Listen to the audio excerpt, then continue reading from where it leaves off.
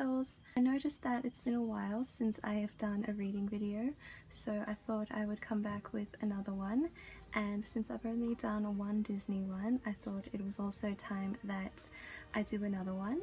So today I'm going to be reading Walt Disney's wonderful Sleeping Beauty. In a faraway land long ago lived a king and his fair queen. For many years they had longed for a child, and finally their wish was granted. A daughter was born, and they called her Aurora. Yes, they named her after the dawn, for she filled their lives with sunshine. Thus a holiday was proclaimed, and the entire kingdom gathered to celebrate the long-awaited royal birth. King Stephen and King Hubert dreamed of one day uniting their kingdoms, and they announced that Philip, Hubert's son and heir, would be betrothed to Stephen's daughter. In the midst of the celebration, 3 sparkling winged fairies floated into the palace. Flora, Fauna, and Merryweather had come to bestow their gifts on the infant princess. Flora offered the gift of beauty, Fauna the gift of song, but as Merryweather began to present her gift, boom! Maleficent, a wicked fairy, burst into the hall in a blaze of green flames. Angry that she had not been invited to the celebration, she placed a curse on the tiny princess. "Before the sun sets on her 16th birthday," Maleficent promised, "she shall prick her finger on the spindle of a spinning wheel and die." Then, with a malicious cackle, the evil fairy disappeared. Merryweather's powers were not strong enough to undo Maleficent's curse, but she could change it. "Not in death, but just in sleep, the fateful prophecy you will keep. And from this slumber you shall wake, when true love's first kiss the spell shall break." The 3 fairies had a plan to further protect the princess.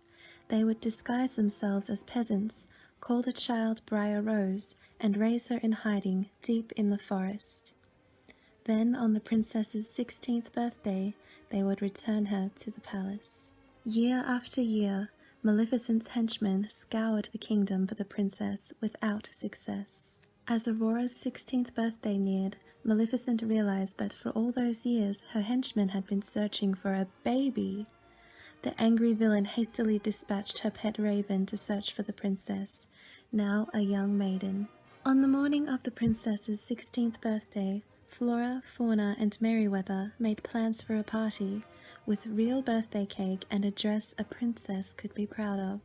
To make their surprise complete, they sent Briar Rose out to pick wild berries.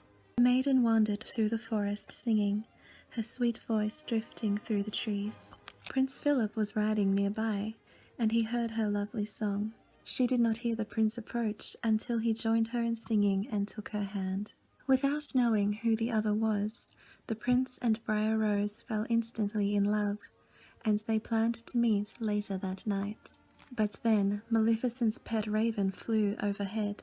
He raced to the Forbidden Mountain to tell his mistress. Back at the cottage, Briar Rose told the fairies all about the handsome stranger she had met, and they realized she was in love. They knew the time had come to tell her the truth.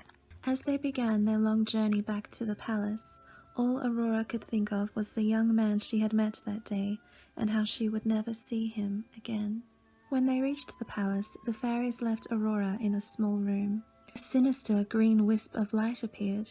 In a trance, the princess followed it through a secret panel. The fairies returned just in time to see Aurora step into a dark passageway. In the middle of a small room at the top of a tower, the green light stopped and transformed into a spinning wheel. Aurora, still in a trance, pricked her finger on the wheel's sharp spindle and fell to the floor.